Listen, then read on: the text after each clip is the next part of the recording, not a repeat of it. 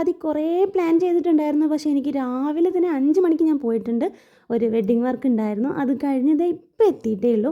9:47 ആയി. അപ്പം ആദ്യക്ക് ചെറിയൊരു ജലദോഷം ചുമയൊക്കെ ഉണ്ട്. അത് പനി ആവുന്നതിൻ്റെ മുന്നേ ഒന്ന് കൊണ്ടുപോയി കാണിക്കണം, ഇല്ലെങ്കിൽ കൈവിട്ട് പോകും. അപ്പം റെഡിയായി വന്നിട്ടുണ്ട് ആൾ. എന്നിട്ട് ഇപ്പോൾ പറഞ്ഞുകൊണ്ടിരിക്കുന്നത് വന്നിട്ട് നമുക്ക് മീൻ പിടിക്കാൻ പോകണം എന്നാണ് കേട്ടോ. അവൻ്റെ ഏറ്റവും സ്പെഷ്യൽ പരിപാടിയാണ് ഈ ഫിഷിംഗ് എന്ന് പറയുന്നത്. അതിന് ഞാൻ സപ്പോർട്ടും ചെയ്ത് കൊടുക്കലുണ്ട്. എനിക്കും ഇഷ്ടമാണ് കാണാനൊക്കെ. അങ്ങനെ നമ്മൾ നേരെ പോയത് ഹെൽത്ത് സെൻറ്ററിലേക്കാണ്. ഇവിടുന്ന് കുറച്ച് ദൂരമുള്ളൂ വീട്ടിൽ നിന്ന്. അതുകൊണ്ട് അവിടെ എത്തി. ഇന്ന് സൺഡേ ആയതുകൊണ്ടാണോ എന്നറിയില്ല, അത് ഈ പരിസരത്ത് രോഗങ്ങൾ കുറവായതുകൊണ്ടാണോ എന്നറിയില്ല, ഒറ്റ ആൾ പോലും ഇല്ലായിരുന്നു കേട്ടോ. അപ്പം ഞാനും ആദ്യം മാത്രമേ ഉള്ളൂ. അതുകൊണ്ട് പെട്ടെന്ന് തന്നെ കാണിച്ചു. അപ്പോൾ തന്നെ മരുന്നും കിട്ടി. ഒട്ടും വൈകിയില്ല. പിന്നെ ഈ മരുന്ന് വാങ്ങി വെക്കാൻ കാണിക്കുന്ന ഇൻട്രസ്റ്റ് കഴിക്കാൻ കാണിക്കില്ല കേട്ടോ. ഇതൊന്ന് കഴിപ്പിച്ചെടുക്കാമെന്ന് പറഞ്ഞാൽ ഒരു വലിയ ബുദ്ധിമുട്ടുള്ളൊരു ജോലിയാണ്. അത്രയ്ക്ക് ബുദ്ധിമുട്ടാണ് ഇവനൊന്ന് മരുന്ന് കഴിപ്പിക്കാൻ. അവിടെ നേരെ ഷോപ്പിലേക്കാണ് പോയത്. വർക്കുള്ളതുകൊണ്ട് തന്നെ 3-4 ദിവസമായിട്ട് നല്ല തിരക്കാണ്. ഒക്കെ വാരി വലിച്ചിട്ടേക്കാണ്. പെട്ടെന്ന് ഇവിടുന്ന് ഇതൊക്കെ ഒന്ന് അടുക്കി പെറുക്കി വെച്ച് ഷോപ്പും അടച്ചു. നേരെ പോയത് വീട്ടിലേക്ക്. വീട്ടിൽ നിന്ന് അപ്പം തന്നെ ഇറങ്ങിയിട്ടോ, ചായയും കുടിച്ച് ഫിഷിങ്. ഇതാണ് സൺഡേ ആയാൽ ഇവൻ്റെ പ്രധാന ഹോബി എന്ന് പറയുന്നത്. അപ്പോൾ കുറച്ച് ദിവസമായിട്ട് എന്നെ തീരെ കിട്ടുന്നില്ല. ഒട്ടും ഞാൻ പോവാറില്ല കൂടെ. അപ്പോൾ ആൽവിയും ഇവനും കൂടാണ് പോകുന്നത്. പിന്നെ ഞാൻ പോകാത്തതുകൊണ്ട് അധികം ദൂരോട്ടൊന്നും വിടാറുമില്ല. അപ്പോൾ ഇത് കുറേ ദിവസമായിട്ട് പറഞ്ഞു വെച്ചിരിക്കുകയാണ്, അമ്മ സൺഡേ പോരുത്, ഫിഷിങ്ങിന് പോകണമെന്ന് പറഞ്ഞ് എൻ്റെ പുറകെ നടക്കുന്ന ഒരു മാസത്തോളമായി. അപ്പോൾ ഇന്ന് ഞാൻ അതിനായിട്ട് മാറ്റി വെച്ചതാണ്. ഷോപ്പിൽ ഒരുപാട് തിരക്കും കാര്യങ്ങളൊക്കെ ഉണ്ട്.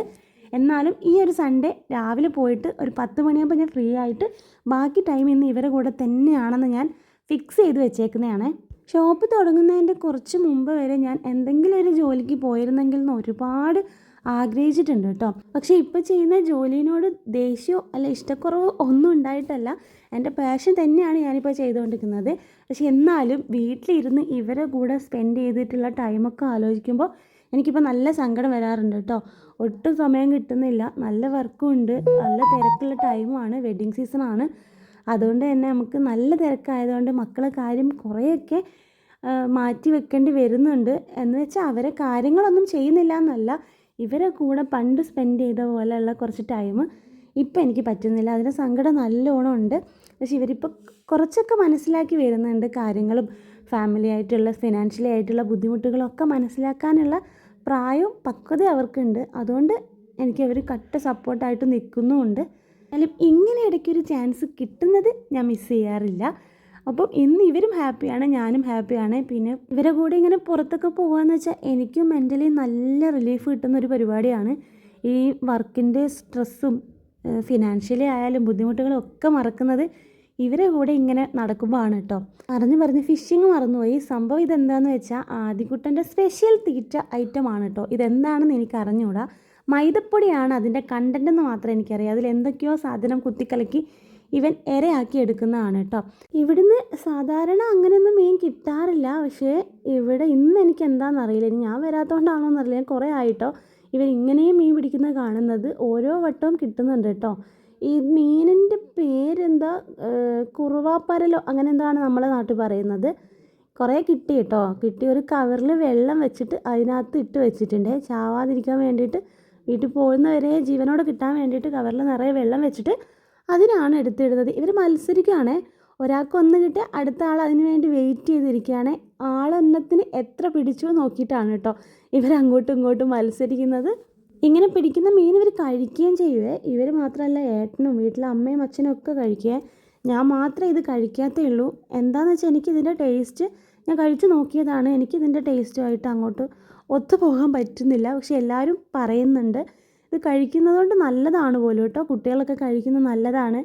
നമ്മൾ പുറത്തുനിന്ന് വാങ്ങിച്ച് കഴിക്കുന്ന മീൻ പോലെയല്ല, ഒരുപാട് ബെനിഫിറ്റ്സ് ഉണ്ടെന്നൊക്കെ പറയുന്നു. എന്തോ എനിക്കറിയില്ല. മക്കൾ കഴിക്കും, വീട്ടിലുള്ളവരും കഴിക്കും. ഞാൻ മാത്രം എനിക്കിതിനോട് അങ്ങോട്ട് അഡ്ജസ്റ്റ് ചെയ്യാൻ പറ്റുന്നില്ല. ഇവിടെ ഇങ്ങനെ ചെറിയ മീൻ മാത്രമേ കിട്ടുകയുള്ളൂ കേട്ടോ. ഇത് പിടിച്ചു കൊണ്ട് പോയിട്ട് ഇവർ വലിയ ചൂണ്ടയിലിട്ടിട്ട് ബ്രാലും ആരലും പിന്നെ എന്തോ അതിൻ്റെ പേരെനിക്കറിയില്ല, ഒരു പാമ്പ് പോലത്തെ ഒരു മീനില്ലേ, അതിനെയൊക്കെ ഇവർ പിടിക്കും കേട്ടോ.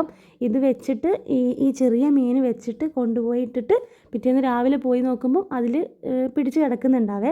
അതിൻ്റെ ഒരു വീഡിയോ ഞാൻ നോക്കാം കേട്ടോ. കിട്ടുവാണെങ്കിൽ ഞാൻ ഇടാം. ആ സമയത്ത് എനിക്ക് ഒട്ടും പറ്റില്ല. എന്താണെന്ന് വെച്ചാൽ ഇവർ നേരെ വെളുക്കുന്ന ടൈമിനാണ് അച്ഛനെയും കൂട്ടി പോവുക. അപ്പോൾ ഇവർ മീൻ പിടിച്ച് കൊണ്ടുവന്നിട്ടേ എനിക്ക് കാണാൻ പറ്റാറുള്ളൂ. ഇങ്ങനെ കൂടെ പോകാനുള്ള ടൈം കിട്ടലില്ല. രാവിലെ ഷോപ്പിൽ പോകേണ്ട തിരക്കും കാര്യങ്ങളും ഒക്കെ ആയതുകൊണ്ട് ആ ഒരു സമയത്ത് എനിക്ക് കിട്ടൂല. അപ്പം ഇന്നോ നാളെ രാവിലെയോ എന്തെങ്കിലും ഒരു ചാൻസ് കിട്ടിയാൽ ആ വീഡിയോയും കൂടെ ഞാൻ ഇട്ടേക്കാം. എന്ന് തുടങ്ങിയപ്പോൾ തൽക്കാലത്തേക്ക് ഫിഷിങ് മതിയാക്കിയിട്ടോ. ഇത് ആദ്യം അപ്പുറത്ത് കടക്കാനുള്ള തന്ത്രപ്പാടാണ് കാണിക്കുന്നത്. ഇപ്പം വെള്ളത്തിൽ പോയേനെ അത് കണ്ടിട്ട് ആൽവി ചിരിക്കുകയാണ് കേട്ടോ.